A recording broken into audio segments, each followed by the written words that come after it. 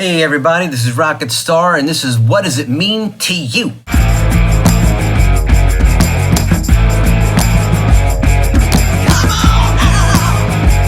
This is the second episode in the series. In this episode, we're going to talk about Queen. What does Queen mean to you? I'm going to first tell you what Queen means to me, obviously, and then I'd love to hear from you in the comments of what they mean to you in your life. And if you want to hear how Queen and other artists that I talk about in this series have influenced my own music, you can check out my animated rock opera feature film at deathofarockstar.com, or you can look for the soundtrack on Spotify and other streaming services. But now let's talk about Queen. So what does Queen mean to me?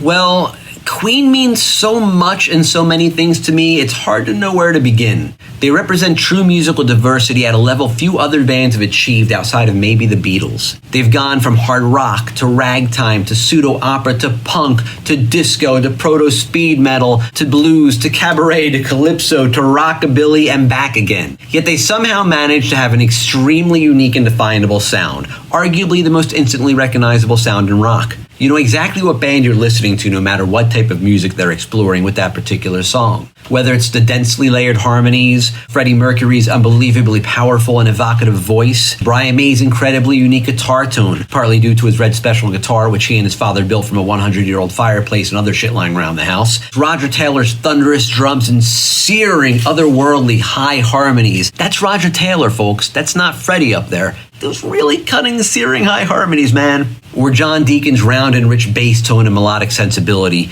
You know exactly who it is and what you're getting the second you hear a Queen song. But my relationship to them as a fan, what they truly mean to me on a personal gut level, it runs deeper than it does with me for most other bands and artists I'm into. There are probably two bands that those who know me the best and longest most identify me with. Queen and Guns N' Roses. Now, while Guns N' Roses basically defines who I ultimately became and where I ultimately turned the corner to becoming a full-on rock guy, what Queen represents for me is my first step in that journey. My first step in becoming a rock and roll diehard. I had become a top 40 radio addict when I was about 11. Prince, Madonna, Michael Jackson, Cyndi Lauper. If it was on top 40 radio in the mid-80s, I probably loved it.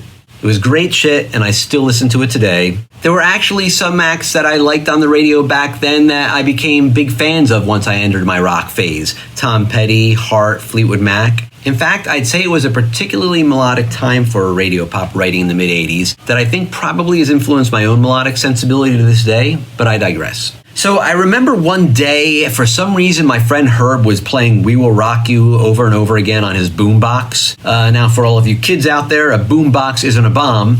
It was basically the opposite of earbuds. It was a giant radio you carried on your shoulder, not so you could hear what you were listening to, but so everybody else could hear what you were listening to. So anyway, Herb's listening to We Will Rock You over and over, and I asked him who it was, and he said, Queen. It wasn't too long after that I was going through one of my uncle's record collection and I came across Queen's greatest hits. I looked at the track list and I saw it had We Will Rock You on it, and I became curious as to what the rest of their songs sounded like. I asked if I could borrow it and he said yes, and my journey began. I took it home, put it on my parents' record player, and I remember being pretty enthralled with everything I heard on it. But when I got to Bohemian Rhapsody, that's when the clouds parted, a golden ray of sun came down, and the angels began to sing Hallelujah! I had been enlightened. So not long after that, I was at my Uncle Danny's apartment looking through his record collection, and I came across their record News of the World. I immediately recognized the cover. It was a poster on the wall of my childhood friend Barbie's brother when I was a kid, and it really freaked me the fuck out.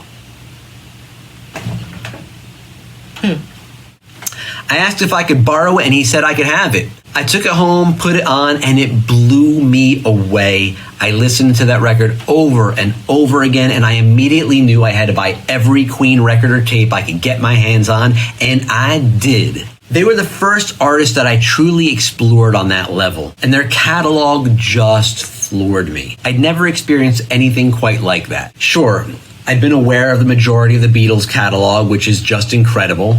But while the Beatles are my all-time favorite band, they're like oxygen to me. They've pretty much always been there. I didn't discover them. I didn't seek out to explore their catalog on my own. This was new, at least to me. Granted, they weren't of my generation. That would come later with Guns N' Roses, who was the first band from my generation that was mine. But this wasn't like Led Zeppelin, who I came to love, but was my brother's band, so to speak. This was a band that I could kind of take ownership of, that I could sort of start to build my own identity around. Beyond the incredible singles that everyone in the grandma knows, Bohemian Rhapsody, Crazy Little Thing Called Love, Killer Queen, Somebody to Love, Bicycle Race, the album tracks were just incredible. The richness of the performances, the production, the songwriting itself, the level of quality on every front at every level continues to floor me to this day. It wasn't just the incredibly unique tone of May's guitar, but it's the unique way he used it. Layer upon layer of multi-track leads, at one point doing it so painstakingly note for note that he made it sound like a clarinet so he could recreate the sound of a jazz band with his guitar in the song Good Company from the record A Night at the Opera. This is, of course, before the days of computers and recording on programs like Pro Tools and using plugins to make things a lot easier. This was going to tape. If you recorded over a track, you couldn't Command Z it. That was it.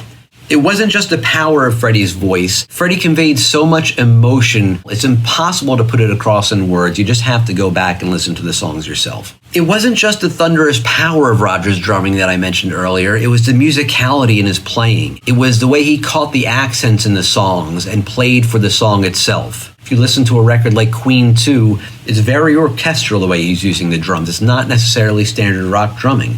And it wasn't just John Deacon's solid and melodically rich bass playing, but the fact that out of nowhere he just pulled out a hit like You're My Best Friend, Another One Bites the Dust, I Want to Break Free, as if it was just nothing for him.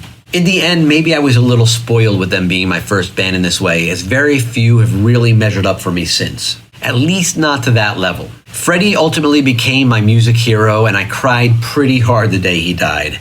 I was pretty devastated to know that I'd never meet my new hero, let alone see him live. I'd never get to tell him what he meant to my life and how he changed it, and I'd never get to thank him. But I have gone through my life ever since being extremely grateful for what he and Queen left behind for me and the rest of the world. And that's what Queen means to me. As I said at the outset of this video, I'd love to hear what Queen means to you in the comments. And if you're interested to hear how they've influenced my own music, check out my animated rock opera feature film, Death of a Rockstar, at deathofarockstar.com, or look for the soundtrack of Death of a Rockstar on Spotify and other streaming services. Until next time, I am Rocket Star, and long live rock and roll!